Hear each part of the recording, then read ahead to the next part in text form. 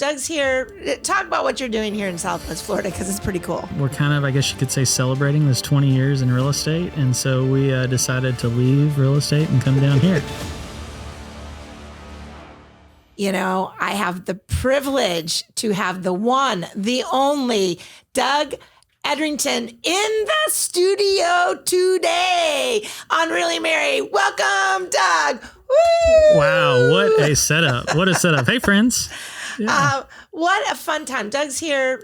Talk about what you're doing here in Southwest Florida, because it's pretty cool. We're just on vacation. We're just having fun. For how long? So my wife and I, we're kind of, I guess you could say, celebrating this 20 years in real estate. And so we decided to leave real estate and come down here for 3 months. And so 3 months. It is so beautiful down here. Thank you. Yeah, this is pretty awesome. We do love where we live. Yeah. But, you know, it's funny because I don't know about you guys, but, well, this is our high season. So this is winter time here in Southwest Florida, which is super high season.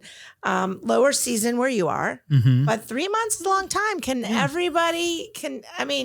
did you manage this? I know you have a well-run team. I think this is a really good challenge for everybody. Okay. I think we all know, if this is the Tom Ferry crowd watching here. This is. We all know that a vacation is really healthy for our minds, right? When you go away for 3 months, it's even more healthier. Like, it's really good. But the prep involved in this was really important. So I'd challenge everybody to figure out, how do you go away for a really long time? Because we work our tails off to be able to do things like this, right? But so many people never have the chance to. So I feel very lucky, very fortunate. Maybe I'm a little crazy for doing it, but we decided this about a year ago. My wife and I did. And when you actually put a deposit down on a house a year out in advance, it gets real. It gets real fast. And so for the past 12 months, my whole focus has been around, how do I ensure that everything keeps working when I'm gone? Right. But I think it was Tom that said this. I heard this from somebody at some point in time. It's not about, can your team run without you? It's, can your team grow without you? And so, like, that was the real focus. Yeah, right. It's like, I think it can stay on the rails while I'm gone, but can it still grow? Mm-hmm. And so we really focused hard when I was gone on, first off, I told the team a year in advance. I was like, we're leaving in a year for 3 months. So I didn't just surprise the whole agents. Right. So I had plenty of time to kind of think about it. Yeah, everybody kind of process it for a second, get ready. But I told them way in advance. And one of there was a very important meeting I did. Because we had hired a operations manager, which is different from our director of operations. So we have director of operations that's helps run the office. Yeah. But then we hired an operations manager that was like the tech guy, the AI guy. He actually manages all the actual operations, and now he's created so many more. But we had brought him into place. And then we had hired, I think, like another marketing person. And so we were hiring some more roles. Yeah. And I looked at the team and I said, hey, here's the one thing that I've identified that we really need. I don't think I can bring from outside, and it's a sales manager. And so I want to tell the entire team right now that I am looking for a sales manager, and I believe that person is likely sitting in this room right now. And so what I want to ask in your agency, in our brokerage, on our team. And so oftentimes, I think as team leaders, we don't realize there are people on our team willing to step up. Yeah. And maybe you just got to ask, right? And so I told the team, I said, I wanted to start a leadership course. I did this earlier this year. I want to do a leadership course with anybody who wants to step in. But I put some rules in place. You got to be 100% committed. If you miss a meeting, you're out, right? If you're late to a meeting, you're out. Nice. And these are the things we're going to work on. And I need to know by tomorrow if you're in or not. And I said, I need a great sales manager is going to be decisive, right? Yeah. And I said, and we may find a sales manager, we may not, but everybody can benefit from this leadership course. Yeah. And so we decided to launch that. I had 9 people sign up. I was shocked. I was guessing 3 or 4. 9 people said, I'm in. Wow. In the first meeting I had with them, I made it clear to everybody that this is not like who's left with the rose or who's going to win the American Idol. Like, we may not end up hiring someone. Right. We may identify a new role on the team that someone could could benefit from, and we could benefit mutually. But we basically spelled out, here's all the rules, here's what we're going to do. And at any point in time you want to step out of it, you can.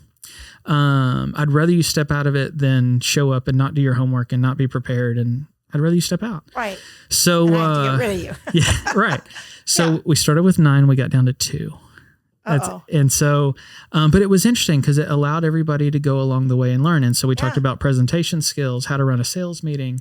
We talked about accountability. We talked about coaching through discovery versus directive coaching. We talked about a lot of different things. Wow. And so it helped lift a lot of people up. That is awesome. Yeah. And that, 9 of them.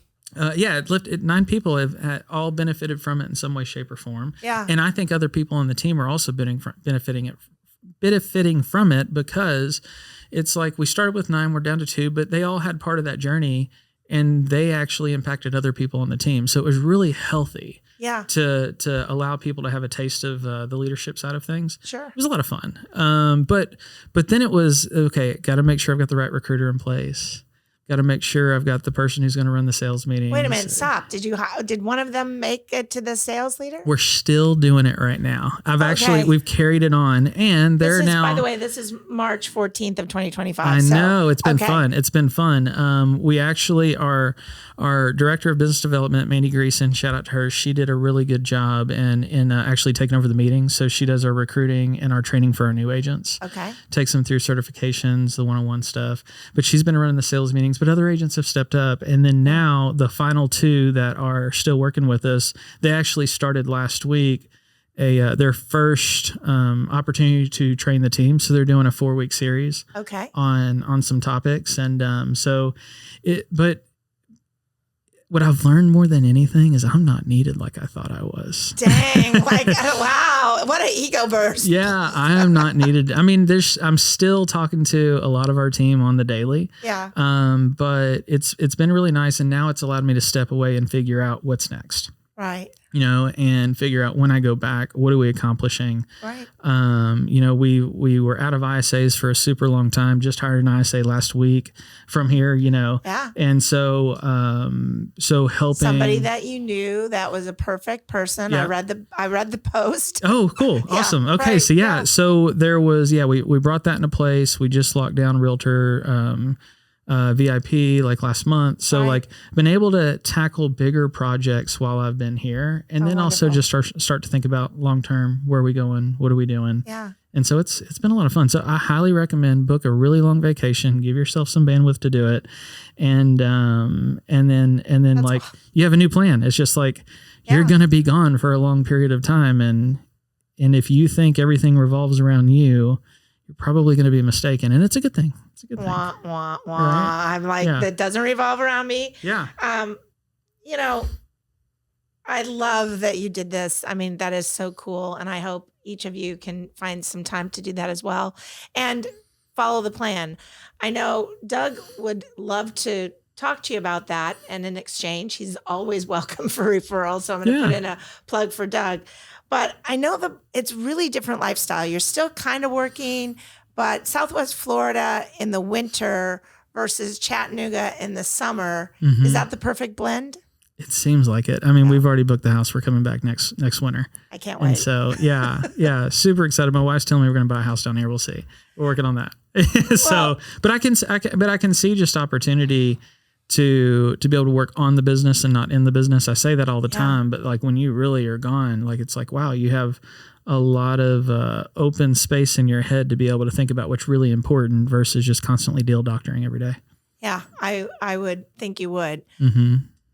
And it really kind of brings your stress level down. I would also. Oh my gosh, if any of you are stressed out, I don't know if you're like me at all, but right, it just really brings that down. Yep. Now, I am a big, huge Mel Robbins fan, huge, and I am going to tell you that on your way down, what did you listen to? Yeah, I thought it was this cool little secret that my wife told me about, but apparently it's a pretty popular book, The Let Them Theory. Yeah, The Let Them Theory. I listened to that, and I've listened to a lot of books since I've been down here. Yeah, and but that was a great one though. I mean, it started